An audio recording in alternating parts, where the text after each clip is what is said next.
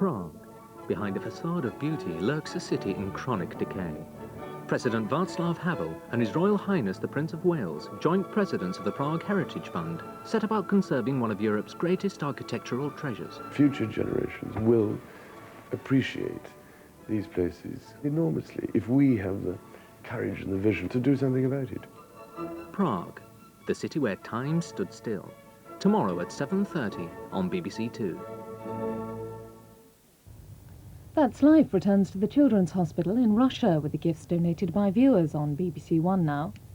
For the second Heimat here on BBC Two in 50 minutes, there's certainty of change as the new generation faces the fact that friendships are altering and each going their own way. 70 years ago, a legend of a lost Egyptian boy king began to unfold. Now on BBC Two, Christopher Frayling retraces the steps of Howard Carter, the man who discovered the missing tomb and found himself forever reflected in the face of Tutankhamun.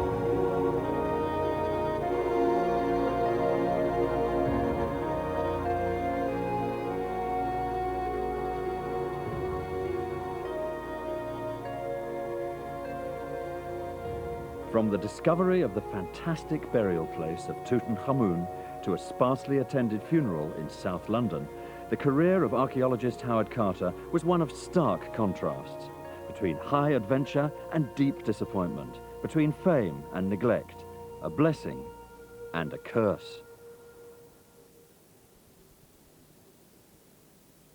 The world was quite literally amazed by Howard Carter's discovery in November 1922 of the almost intact tomb of a young pharaoh of New Kingdom Egypt who died in about 1323 BC.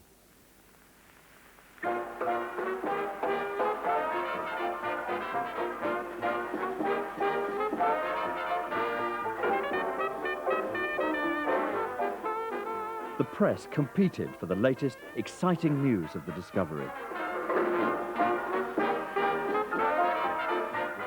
Tourists flocked to the Valley of the Kings in the Theban hills to catch a glimpse of strange treasures which had lain undisturbed for well over 3,000 years. In Europe and America, the new mass media created a new craze, Tutmania, which seemed to be everywhere.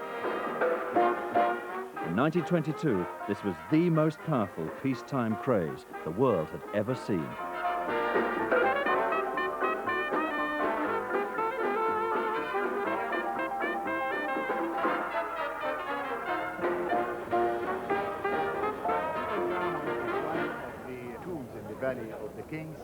Today, stimulated by a series of multi-million-dollar exhibitions of the contents of Tutankhamun's tomb, which toured the globe in the 1960s and 70s, millions of visitors come to the tomb itself and to the Egyptian Museum in Cairo, where the original discoveries unearthed by Howard Carter and his team, the jewellery, the funerary equipment, in short, the gold, are displayed complete and intact. 1800, which is almost La madera es escomoro y el trabajo aquí, como ya sabemos. Y pueden ver aquí el trabajo del vestido con la falda o el adorno dorado. You know, this is the small king, 80 years old, second one in the scene. So we're going to see everything belongs to the government. More than anything else, they come to stare at the famous face of Tutankhamun. But few would recognize the face of the man whose name was all over the headlines in the 1920s, but who died lonely and embittered in 1939. What sort of a person was Howard Carter, the man who found and dug up the priceless treasures of Tutankhamun? His life story and the story of the buried treasure in the Valley of the Kings contains some of the fiercest contradictions in modern archaeology, as well as some of the weirdest myths and legends. Only now, with the rediscovery of Carter's papers and diaries and pictures, with our own digging in the archive, only now can all this be cut away, so that we can understand his complex personality, appreciate the significance of his discoveries, and marvel at the real legacy of the boy king Tutankhamun. The Egypt of the 1890s, when Carter first started working there, was a vast treasure house of antiquities, to be visited almost at will by Western archaeologists, travellers fascinated by the romance and fantasy of the East, and administrators and soldiers supporting the veiled protectorate exercised by the British. Egyptologists could now understand the written language of the ancients, and archaeology was in the process of becoming more organized as Western science encountered Eastern splendor. This was the atmosphere and the world to which the young Howard Carter would be drawn.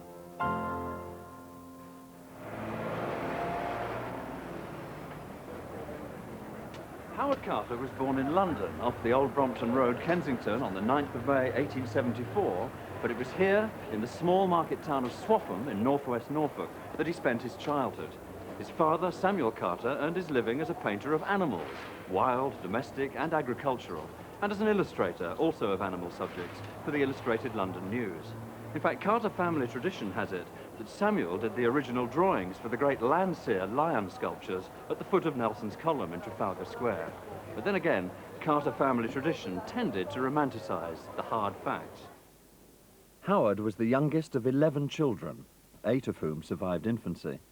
And because he was a weak, sickly child, he was sent away from London to be raised on his own in a farming community by 2 unmarried aunts.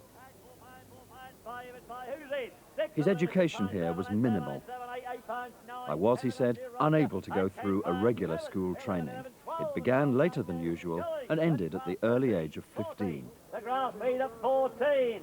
Roger Groom. He grew up in this house, a solitary boy with something of a chip on his shoulder which would last for the rest of his life. But some things he did inherit in abundance: a good eye, a love of natural history, and a Norfolk accent.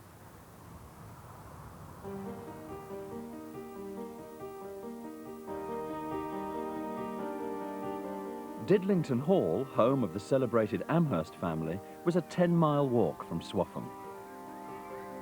And the young Howard Carter spent a lot of time here, drawing in the garden and listening to stories about ancient Egypt and its archaeology.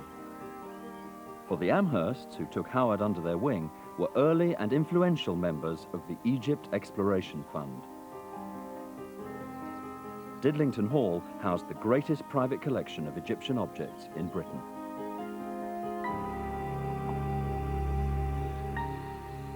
To Howard Carter, this was all pure magic, and as he put it, it gave him a premature longing for that particular country, and his first experience of drawing Egyptian objects. It was his artistic talents which secured for him, at the age of 17, a job in Egypt as a draftsman and tracer.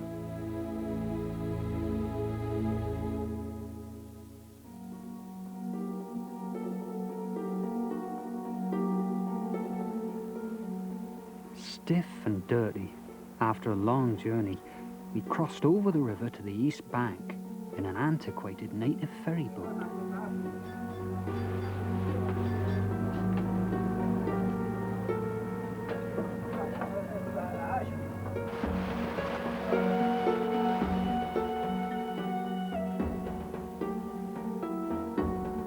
There, we climbed up to the rock terrace of the escarpment, where the ancient tombs are situated. His first posting for the Exploration Fund was 150 miles up the Nile from Cairo to the Middle Kingdom rock tombs of Beni Hassan.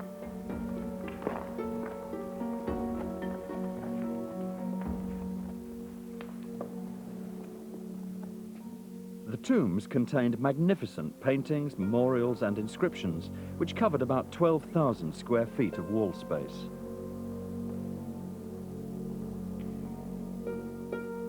Carter was the youngest member of a survey team whose function it was accurately to trace and record the wall decorations. Also, to make watercolor drawings of the most important details. He was deeply impressed by the quality of the art, especially its line and color, but he felt that the tracings tended to lack life and imagination. He preferred doing watercolor versions, such as these.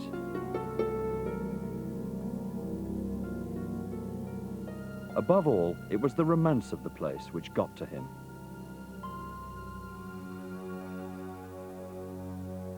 As twilight fell silently upon the rock cliffs, there was a look of gloom, an aspect of dreary isolation, which gave rise to disturbed phantoms which sometimes haunt the mind on the eve of adventure. Most nights, I watched the brilliant, starry heavens, and in imagination called up strange spirits from the past until the first gleam of dawn when, from sheer fatigue, I fell into a deep sleep.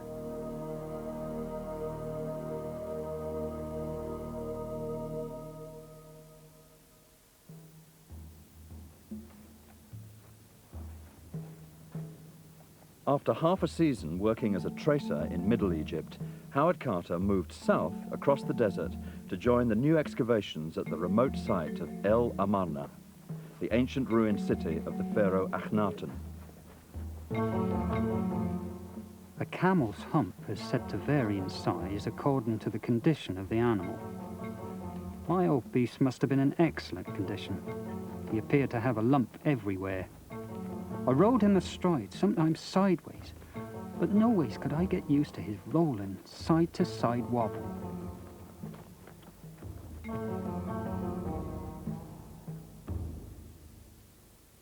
Flinders Petrie, the gifted and eccentric father of modern archaeology, had recently started excavations at El Amarna, a city which had been ransacked and deserted after the death of its pharaoh. Petrie gave the 17-year-old artist a brisk, on-site apprenticeship in the sheer hard slog of archaeology. Carter was given his first chance to practice a little independent excavation on his own. So he learned his craft, as he put it, from the very best and sternest of taskmasters.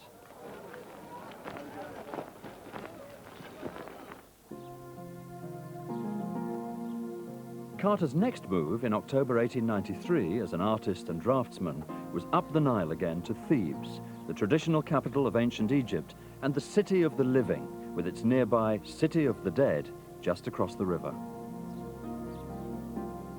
My recreation from the drudgery of this everyday work was to watch and paint the wildlife. My wild friends were fairly abundant, though diverse in character, mostly with feathers. The birds which delight in eking out a precarious existence in desolate solitude.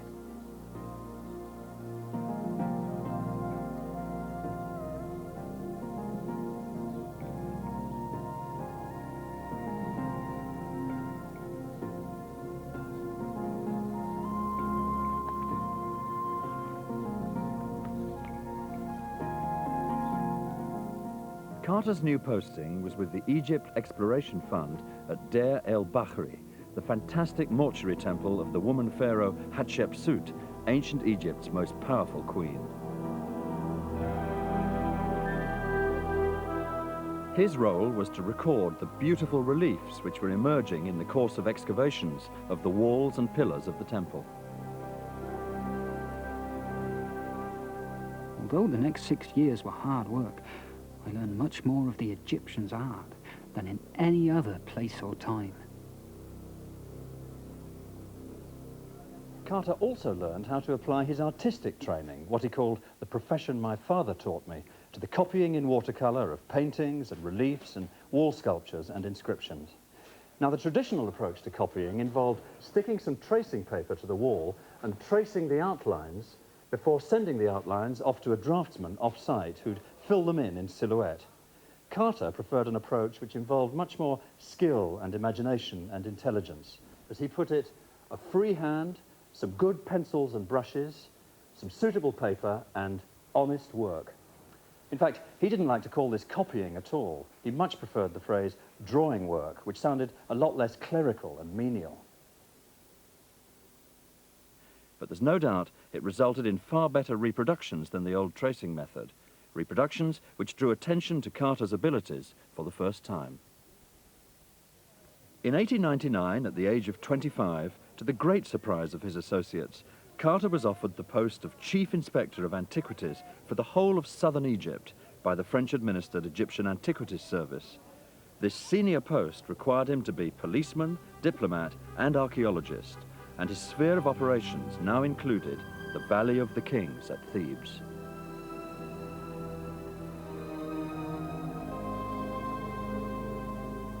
The Valley of the Kings. Of all Egypt's wonders, there is none, I suppose, that makes more instant appeal to the imagination. Here, in this lonely valley head, remote from every sound of life, with the Horn, the highest peak in the Theban hills, standing sentinel like a natural pyramid above them, lay many of Egypt's kings. But as Chief Inspector, Carter didn't have the funds to excavate. For that, he'd need a wealthy backer. Theodore Davis, retired American lawyer, millionaire, and archaeology enthusiast, amply fitted the bill, and the two men began working together.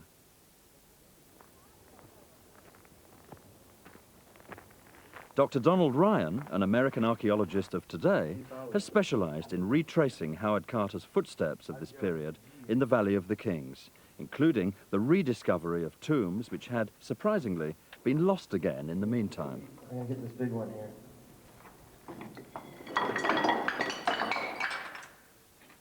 How's it going down there? A couple more minutes. We'll have enough of it cleared so we can go in. One of the tombs which Don Ryan has recently rediscovered and studied is the anonymous tomb number 60 in a tributary valley on the eastern edge of the Valley of the Kings. Okay.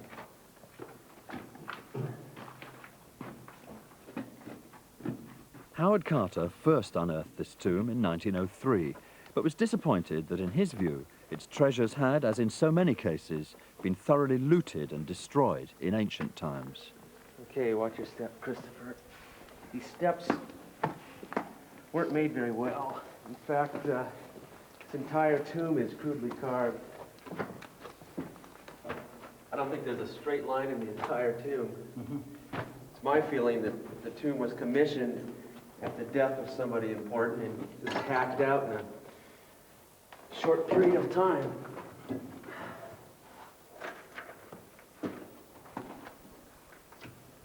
Now the ceiling here is very low, so you're gonna have to watch your head. All right. So despite the fact the tomb contained the denuded mummies of two elderly women, Carter closed it down again and didn't even bother to leave a map of its exact location. And Howard Carter dashed into this tomb, looked around, saw there were no inscriptions on the wall, apparently was not impressed. Some of these boxes are the various materials that we collected from the different parts of the tomb when we cleared this thing back in 1989. And Carter missed all of this? Well, he wasn't interested in this type of tomb. He was into something bigger and better in his mind.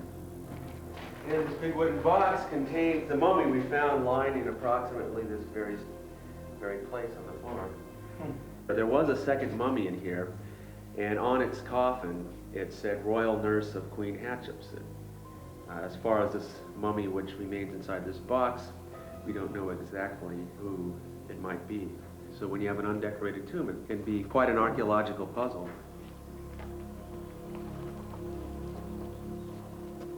This tomb's a little different. You're gonna like it a lot.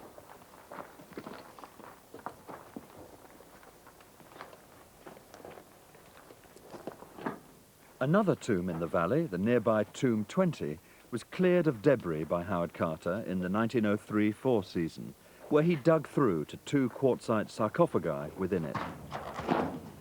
It's one of the deepest, steepest and most treacherous tombs in Egypt, and, then and now, full of air which is foul with the stench of tomb dust and bat dung.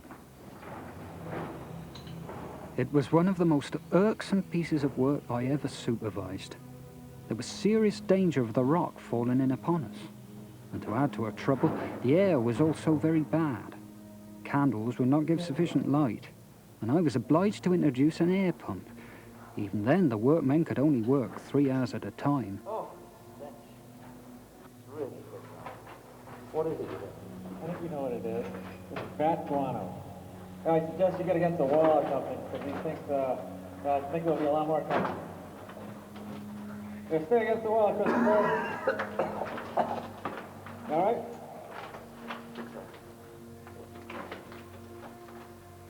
They are revolting creatures. You better sit still until they go by. God, I think one of them touched my face. You think they're rabid, though?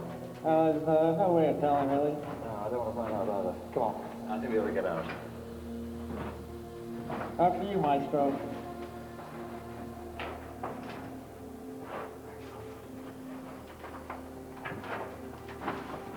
That's right.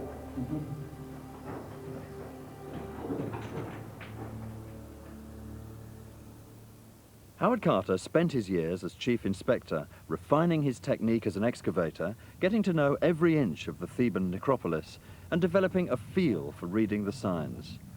With the tomb of Tutmosis IV, which he began excavating in January 1903, Carter found exactly the kind of tomb he was looking for, and incidentally, Theodore Davis was paying for. He too would have left his hat outside to show passers-by that he was at work within.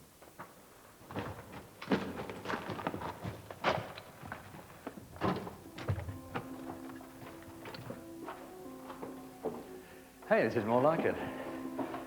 This is just the kind of tomb Howard Carter was hoping to find. It's a beautifully painted royal tomb of the 18th dynasty. All the little tombs he found prior to this really pale in comparison. Carter said about this that at last he'd drawn a prize in the lottery of excavation. His moment of triumph. We can see right here, there's some ancient evidence of tomb robbery. This is an ancient tomb robber's rope that was tied around the pillar here. You can see it's knotted so that the tomb robbers could climb up and down. Incredible. What does an excavator do in the moment of triumph, when he feels he has drawn a large prize? Here were all the proofs that I had found the tomb of Pharaoh Thutmose IV, Have a look at which, this. as you may conceive, gave me a considerable degree of satisfaction. This is a bit of ancient graffiti written in cursive form of hieroglyphs. And it says, year 8, 3rd month of summer, day 1, in the reign of King Horemheb. That'd be about 1311 BC. King Horemheb commanded Maya, which was one of his officials, restore the burial of King Thutmosis IV. Restore the burial. What does that mean? It means that within 80 years of the burial of King Thutmosis IV, his tomb had been robbed. It looks like someone's tried to cut out that goddess's head. you think that might have happened in antiquity as well? Probably not. The robbers in antiquity were more interested in precious metals and jewels and gold and such, whereas more modern robbers would be more interested in artistic things that they could sell on the art market.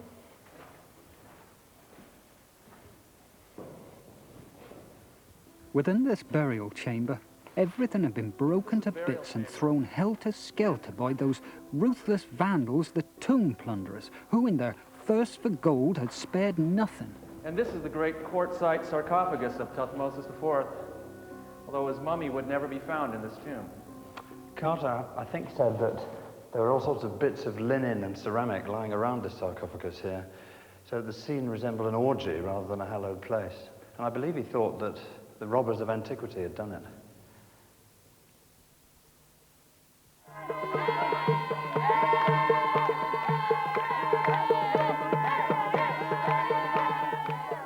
By 1904, Howard Carter's work as Inspector of Antiquities and as archaeologist had earned him a great deal of respect, if not always affection, among the communities in which he mixed. Above all, the local villagers of Gorna, on the way to the Valley of the Kings. He'd learned to speak their language, he even on occasion dressed like them, and he sometimes preferred their company to that of his European colleagues. To while away the darker nights, I indulge in the diversions of the guest house.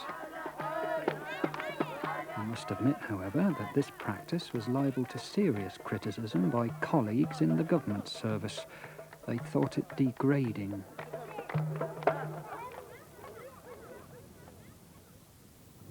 In late 1904, Carter was moved from the Inspectorate of Upper to Lower Egypt, which included in its sphere of influence the great necropolis around the step pyramid of Saqqara. After 5 years, it was time for a change, but unfortunately, the new post was to go disastrously wrong. A week into the new year of 1905, and a party of some 15 French people, having had a jolly good lunch over in the palm groves of Memphis, and having had several bottles of wine to wash it down, arrived here at the Saqqara necropolis by donkey and asked in a semi-coherent way to see the monuments. The local ticket inspector, naturally enough, asked them for their money, and several of them refused to pay. They hung around, had a few more drinks, and made their way down to the Serapeum.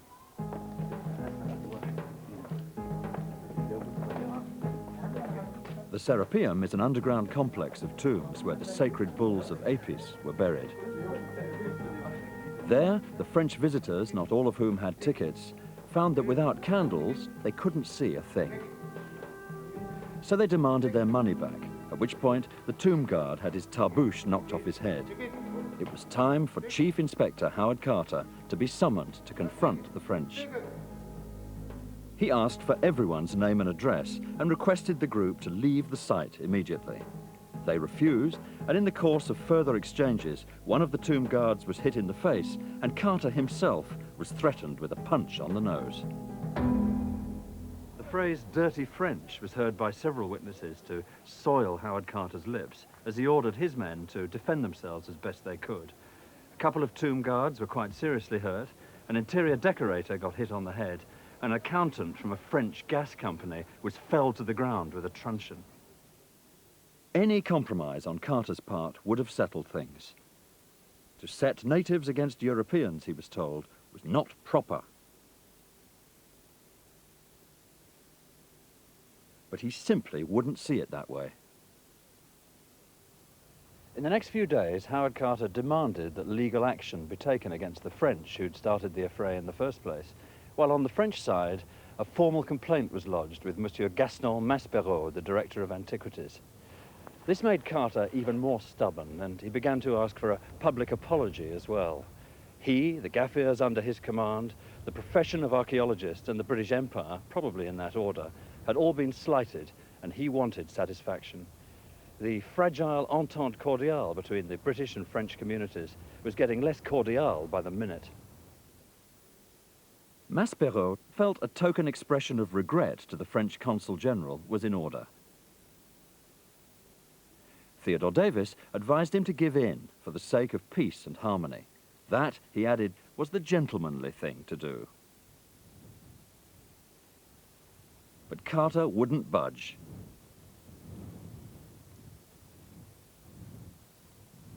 So, at the age of 31, he'd done serious damage to an exemplary career and subsequently resigned.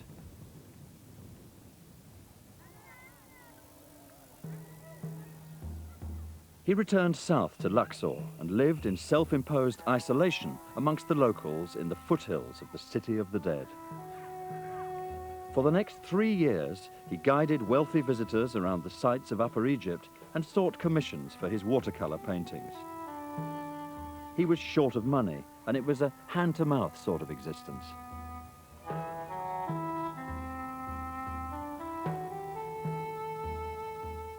A far greater trial lies in the monotonous life that one is obliged to lead. The wearisome sameness day after day, the passing of months without companionship, a loneliness that can at times become almost intolerable. Without some mental occupation, it would, I believe, become suicidal.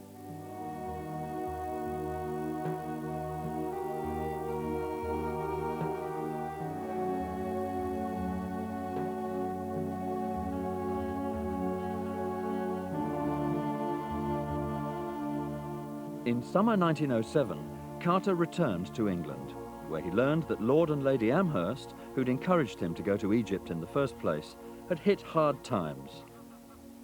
Didlington Hall was up for sale, and the great Egyptian collection was to be dispersed. His world seemed to be collapsing all around him. Didlington is in brown paper parcels, and Lady Amherst is saving odd bits of string.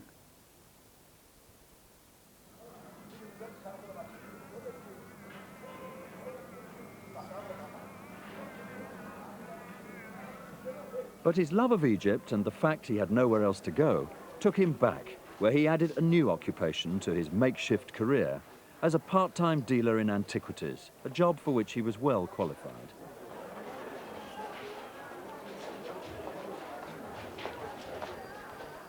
He knew what he was doing and was well known to those who regularly sold their discoveries and acquisitions in the bazaars and side streets.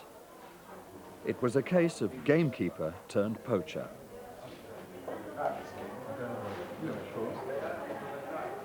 And are these popular, these kind of things?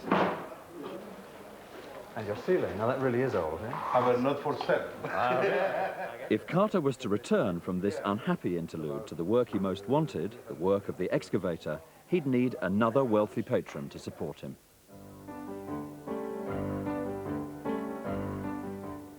George Herbert, 5th Earl of Carnarvon, was a sporting gentleman.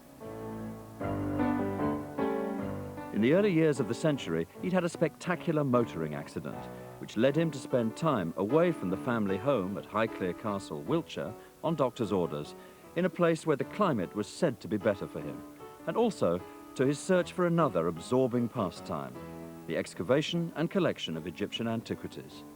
I would much rather, he said, find an unrifled tomb than win the Derby. And he was in the enviable position to do both. At first, Carnarvon was granted a permit to excavate here in a part of the Theban necropolis where even an amateur could do little damage.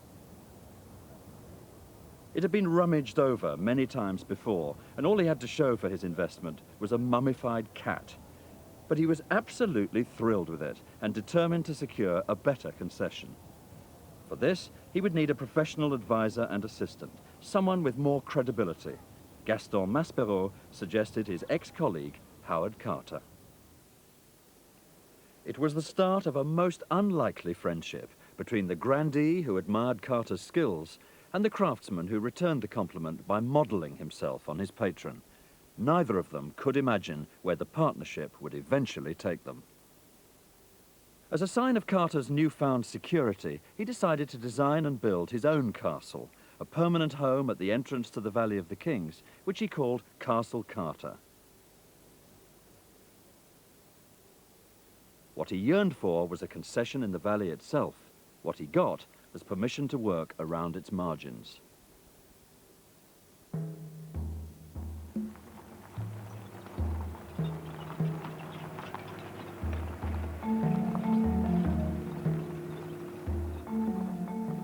remote and difficult areas such as the mountains 1,800 feet above the valley, which involved several hours' trek by donkey and on foot across the hot desert, sometimes concealed secret tombs. The most dramatic discovery occurred a while later, when Howard Carter heard down the grapevine that a rock tomb in a sheer cliff face had been revealed by a flash flood, and that tomb robbers were already at work. Dr. Don Ryan took me on a hair-raising trip in temperatures which reached 55 degrees centigrade to retrace Howard Carter's steps towards the scene of the crime. How much further have we got to go? A little ways further, but from here it's all on foot. How long will it take? 20 minutes, half hour, something like that. That's your pace. It's your pace. I think about 3 hours.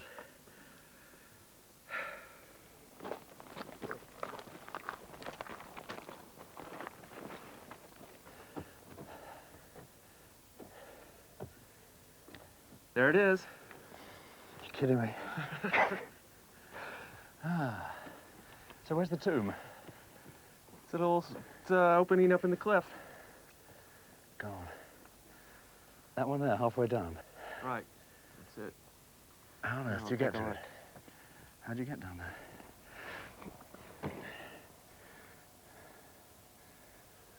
God. I think it looks lethal. Piece of cake. Oh, yeah. That's pretty inaccessible. They certainly hid it. So you have to come down from the top? Right. You've obviously done this before. Once or twice. I haven't, Donald. It's not a problem. I see. There isn't and wasn't a path up this mountain, just a field of boulders with a sheer drop on either side of it, which has seldom been disturbed since Carter's day.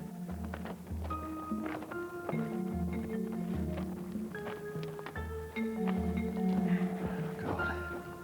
We're right on top of the cliff right now. It's all getting a bit macho for me. Great. Let's do it. When we arrived above the tomb, I found that the plundering Arabs had crept down a crack extending halfway down the cleft to a narrow ledge in the rock. For anyone who suffers from vertigo, it certainly was not pleasant. Oh, it's slippy. This is the easy part. Thank you. Ow. Sorry about that rock fall. There's plenty more where that came from. Point of no return coming. Where'd I put my leg? Right here. Right. Well done. Well done. My goodness. It's just a sheer drop. Well, this is where we set up the ropes. See? Right. Here comes the wind. Don, I don't think that I'm going to go any further. I've made it to the plateau. I think Carter calls it not for people with vertigo, and I'll drink to that. I think I'll leave it to the professional from here on. I wholeheartedly concur. Well, I'm glad to hear it. Okay. I'm deeply impressed with the range of skills that archaeologists show. I had no idea. Carter probably used a knotted rope of some sort. It would be pretty scary. And he didn't have all this modern mountaineering equipment. Solid. That's reassuring. All right, I'm going to give this a toss. Rope! The guide pointed out to me the end of a rope which dangled sheer down the face of a cliff. Listening, we could hear the robbers actually at work. So I first severed their rope, cutting off their means of escape, and then, making secure a good stout rope of my own, I lowered myself down the cliff. Set. And ready. Chock the way.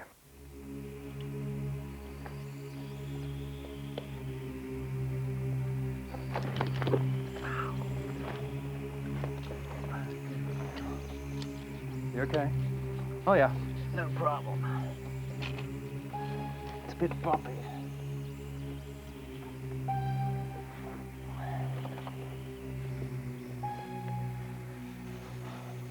Shinning down a rope into a nest full of industrious tomb robbers is a pastime which at least does not lack excitement.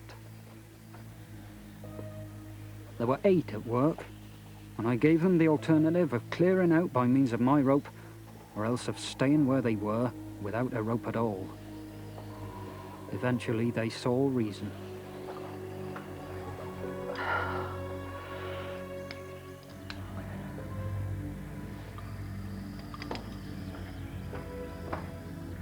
Carter wasn't sure what he'd find inside this cunningly concealed tomb 130 feet down from the top of the cliff. It had a half-finished, unoccupied look to it. It seemed that the tomb was originally intended for the young Hatshepsut, who'd had an inscribed quartzite sarcophagus placed there in readiness, but that after she seized the throne, she abandoned it for a grander memorial and a mortuary temple, that same temple on which Howard Carter had worked for 6 years. Oh, this is very strange. This little room here is full of water. I'm not going in there. This is water that probably entered this tomb sometime during the winter. The rains that occurred filled this tomb. So, after the incredible labor and imagination involved in preparing it, this cliff tomb was never used.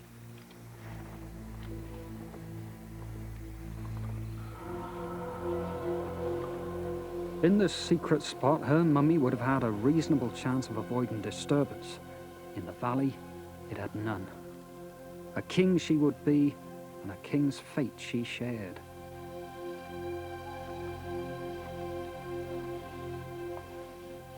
How was it done?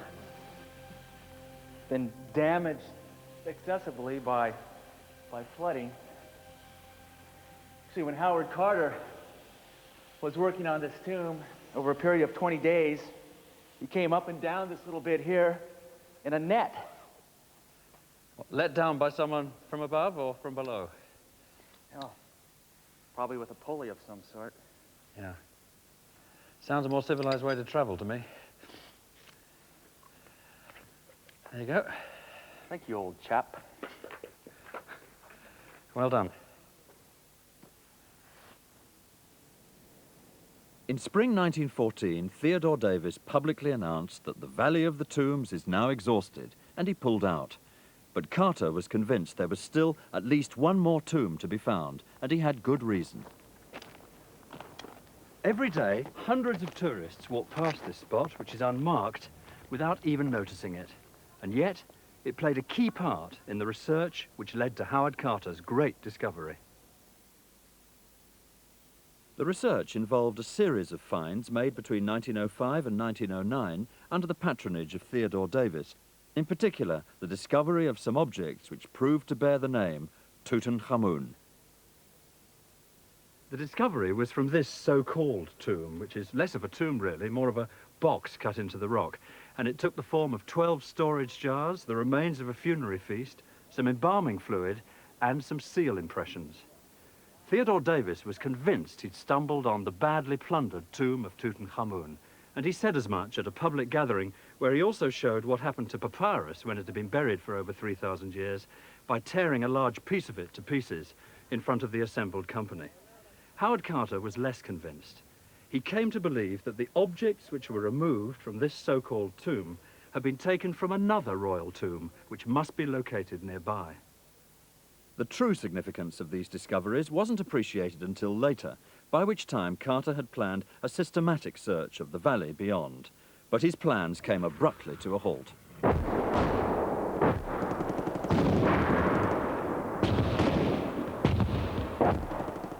At the age of 40, Carter wasn't expected to see active service in the First World War.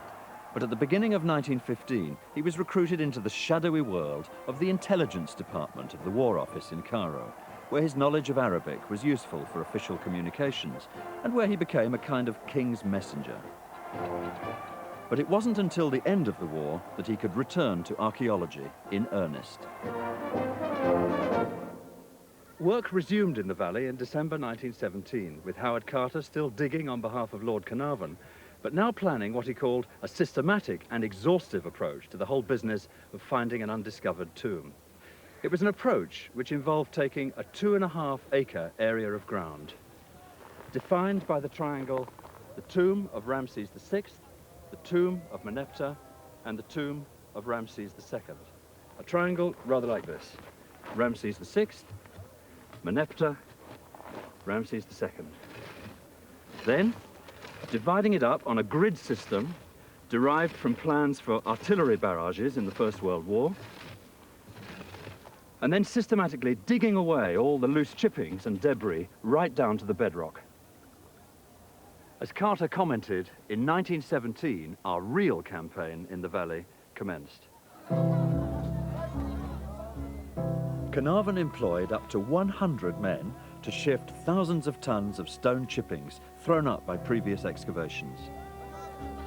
As 5 seasons went by, Carnarvon was all for abandoning a search which seemed to be getting nowhere slowly. But Carter argued for one last season, which he even offered to fund himself, and Carnarvon eventually agreed. The season would begin on the 1st of November 1922 with the clearance of the remains of some ancient workmen's huts built for the laborers who dug the tomb of Ramses VI. It was his last chance. 3 days later, a slab of limestone was uncovered here, probably by the water boy, the most junior member of the workforce. It turned out to be a step cut into the bedrock. By late afternoon, the outlines of 12 steps had been cleared, leading down to the upper part of a door, which was plastered and sealed. But the seal impressions on the door were indistinct. With enormous self-control, Carter ordered the steps to be filled in and sent a telegram in code to Lord Carnarvon. At last have made wonderful discovery in valley. A magnificent tomb with seals intact, recovered same for your arrival. Congratulations. 2.5 weeks later, Lord Carnarvon and his daughter, Lady Evelyn Herbert, arrived in Egypt, and by the afternoon of the 24th of November, the stairwell had been cleared. Digging down a few inches below the seal impressions he'd already looked at, they unearthed some much clearer ones. Carter could even make out a name on one of them, the name of Tutankhamun. But their excitement became anxiety when they saw that the door had been opened by force at least once before and then replastered and resealed in antiquity. The door was carefully removed, revealing a 30-foot sloping passageway filled with limestone chippings, through which a tunnel had already been dug and again refilled in the top left-hand corner. By 4 o'clock in the afternoon of Sunday, 26th of November, the passageway had been cleared. There was a second sealed door. His hand shaking, his throat dry, Carter cut a small hole through the door. He lit a candle and peered into the darkness. At first I could see nothing. The hot air escaping from the chamber caused the candle flame to flicker. But presently, as my eyes grew accustomed to the light, details of the room within emerged slowly from the mist. Strange animals, statues, and gold. Everywhere, the glint of gold.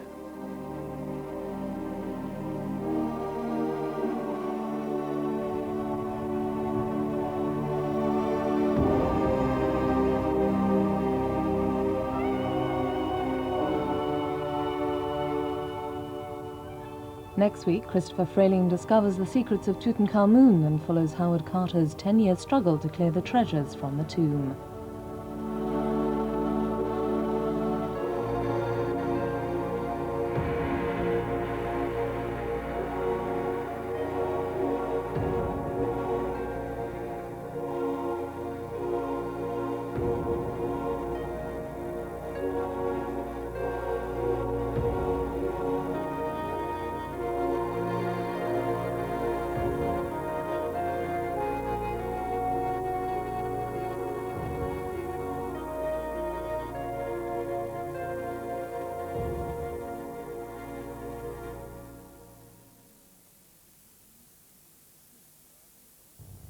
There's a booklet based on this series covering Howard Carter's life and the discovery of the tomb.